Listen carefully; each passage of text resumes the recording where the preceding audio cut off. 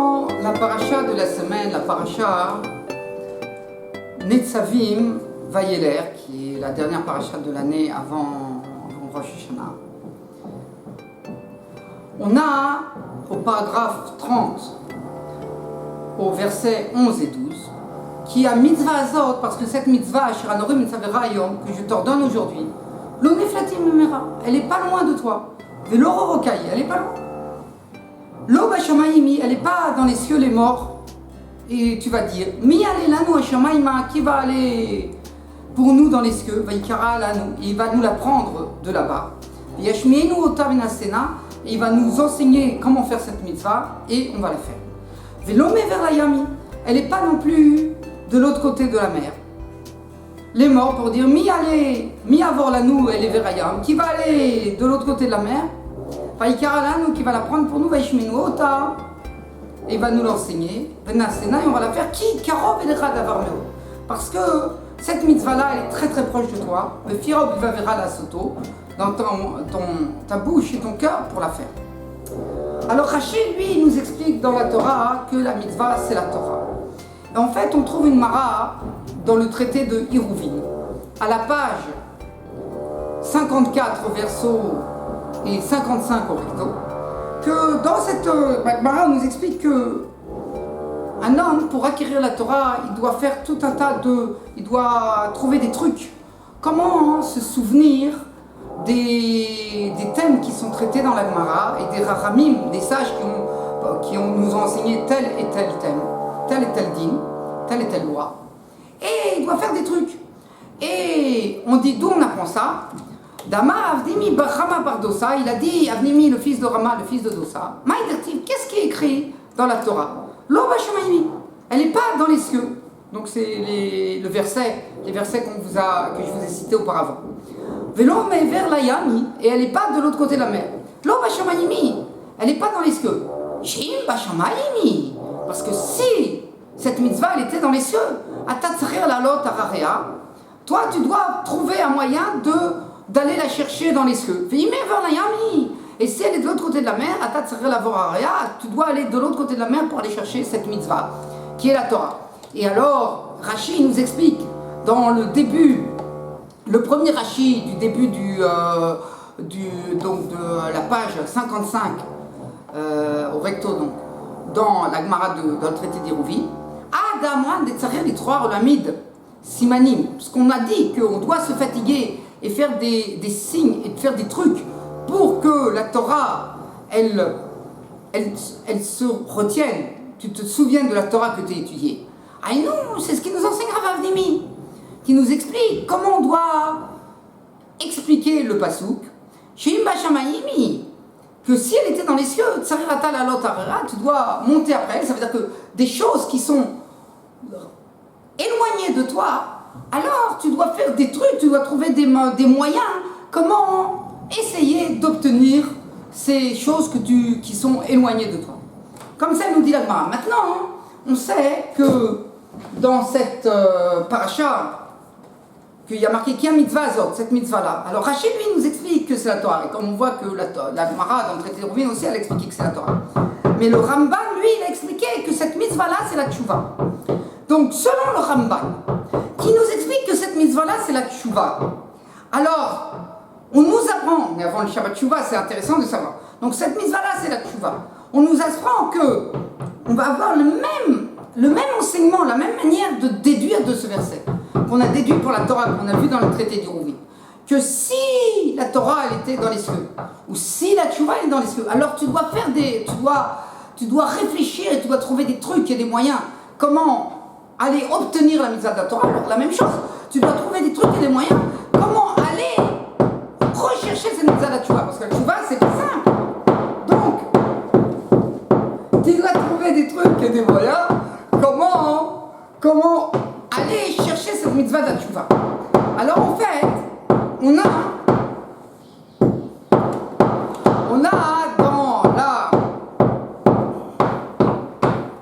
dans la Gemara de Baba Kama, dans la page 94, on a un enseignement des sages. À Gazlanim, malgré Beribit, les voleurs et les gens qui ont prêté avec intérêt, et que c'est interdit entre juifs. Chez Zirou, qui ont rendu l'intérêt ou le vol qu'ils ont pris, on ne, bien que normalement Minatora, de la Torah, ils doivent rendre, évidemment, à la personne qui l'a volé, il doit rendre le ribit, mais ici il y a une takana, on a fait une loi, comme quoi celui qui a été volé, il ne doit pas prendre l'argent qu'on lui ramène. Et celui qui reçoit, donc on voit que l'Iora il peut quand même,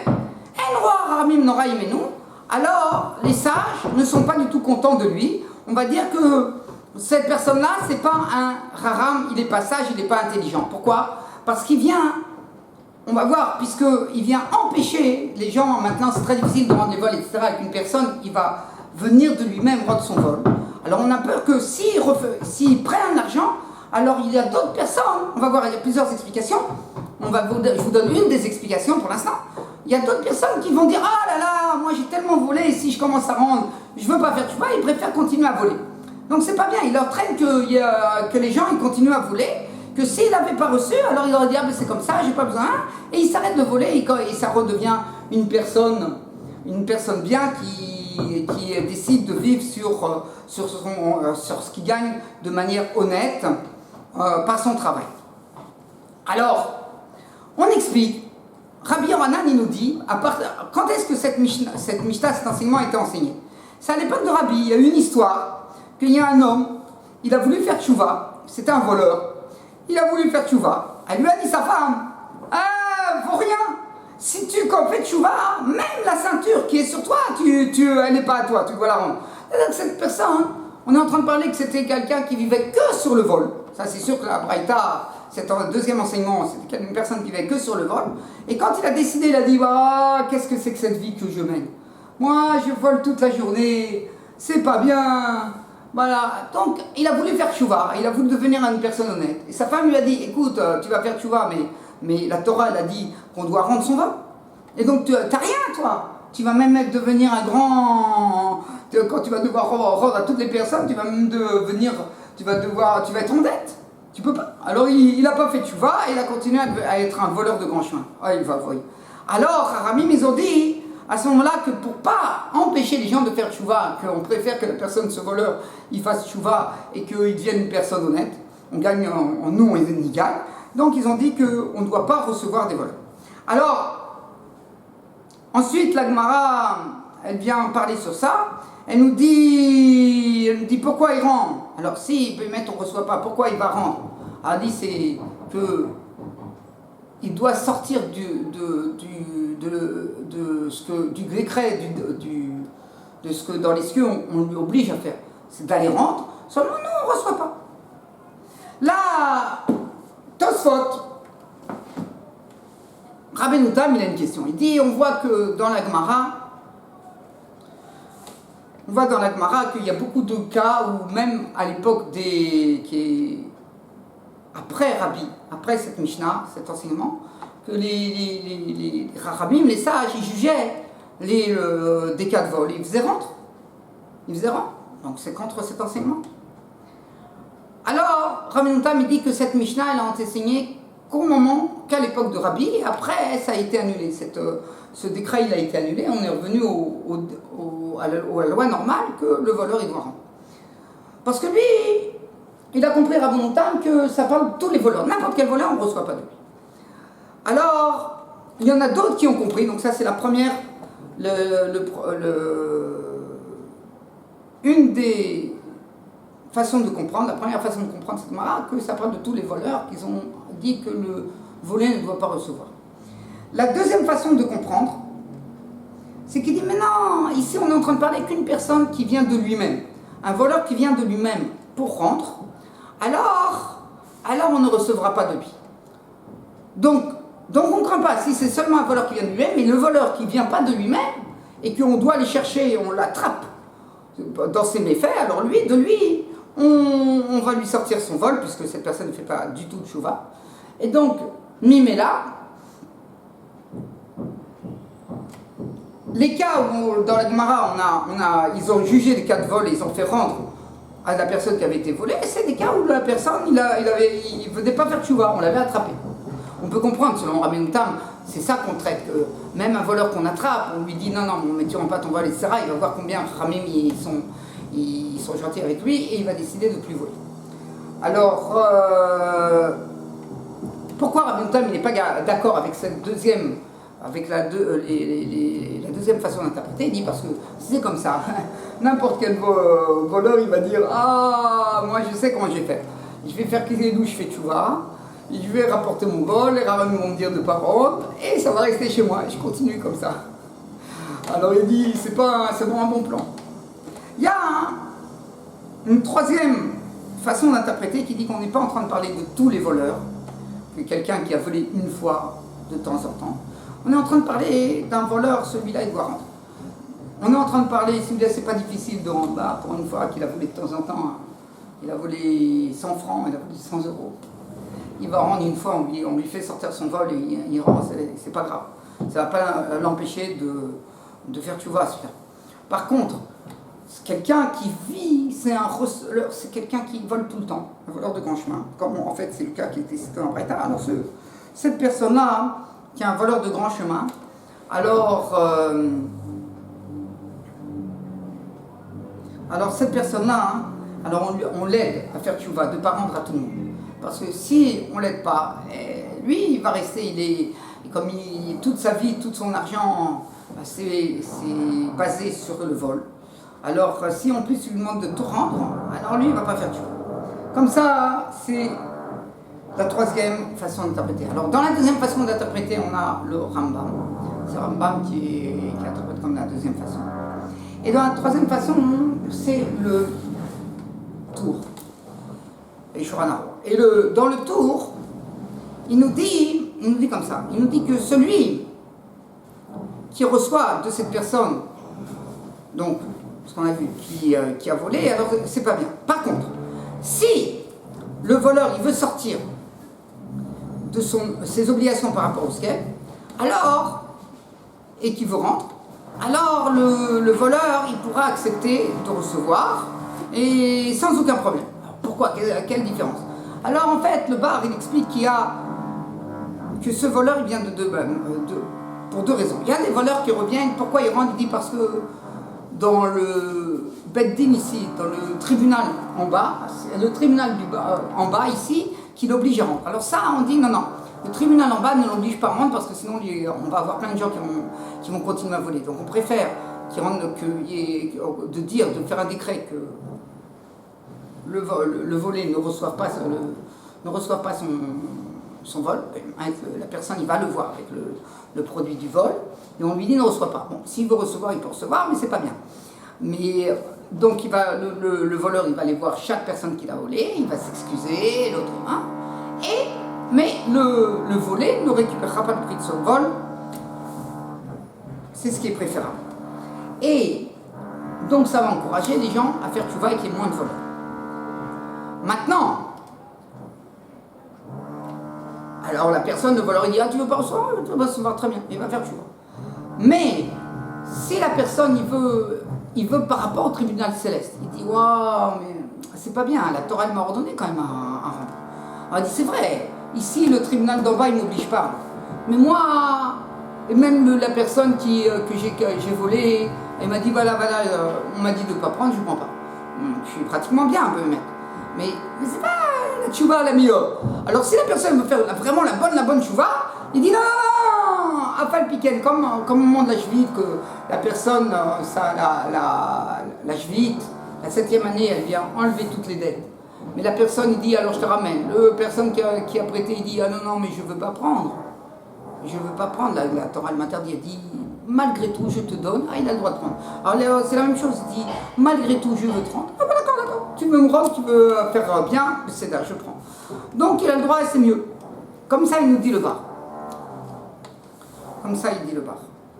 Le Marshal, sur la Gemara, cette Gemara dans le traité de Baba Kama, à la page 94 au verso que je vous ai dit au départ, qui était les histoires que Rabbi il a fait ce décret de ne pas prendre des voleurs. Il dit, on voit que dans la Gemara, c'est marqué que la Gemara a dit pourquoi il va rendre. C'est parce qu'il veut sortir de son obligation par rapport au tribunal céleste. Mais nous, on n'accepte pas. Donc on voit que même son obligation par rapport au tribunal céleste, c'est d'aller faire l'action d'aller rendre. Mais nous, on a dit sur cette action de ne pas prendre.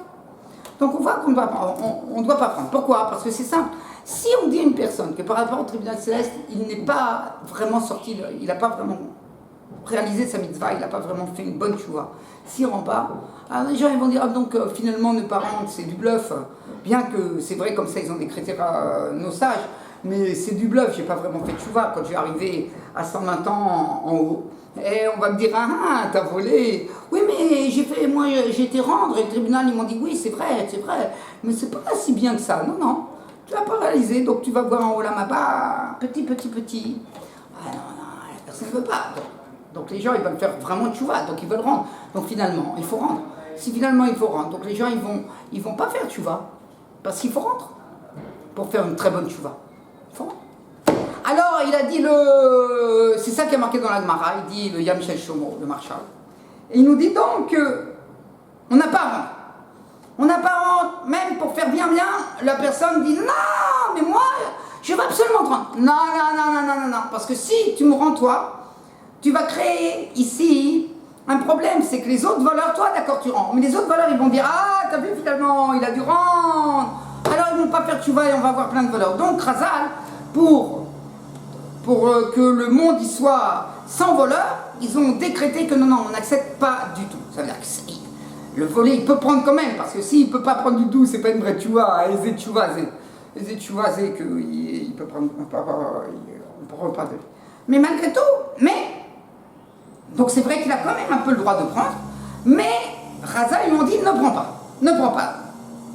Et donc même pour la meilleure tchouva, on ne prend pas. Il dit, il n'y a que dans un cas où on va accepter du voleur de récupérer le fruit du vol.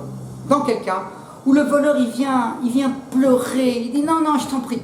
Je sais, Razal les sages ils ont dit que t'as pas besoin de récupérer, etc. Mais moi, rester avec ce vol, je peux pas, c'est insupportable. Je sais pas, tout le temps le vol il va être comme ça devant moi à la maison. Non, c'est impossible. On est en train de parler que c'est pas un objet. En fait, si l'objet du vol il est encore à la maison, il a pris un tapis, il a pris une table, il a pris des chaises, ça il doit rendre. On est en train de parler qu'il a tout vendu, il a amené un receleur qui a tout recellé, il n'a que l'argent du vol. Alors dans l'argent du vol, c'est là où on a dit qu'il rentre pas. Si le behemoth, le produit du vol, c'est une table, c'est des chaises, il doit rendre. Ça, n'importe quel voleur.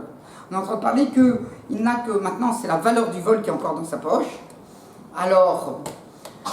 Et ils expliquent dans la Gemara que c'était la ceinture, pas vraiment la ceinture, la valeur d'une ceinture qui était encore qui devait encore.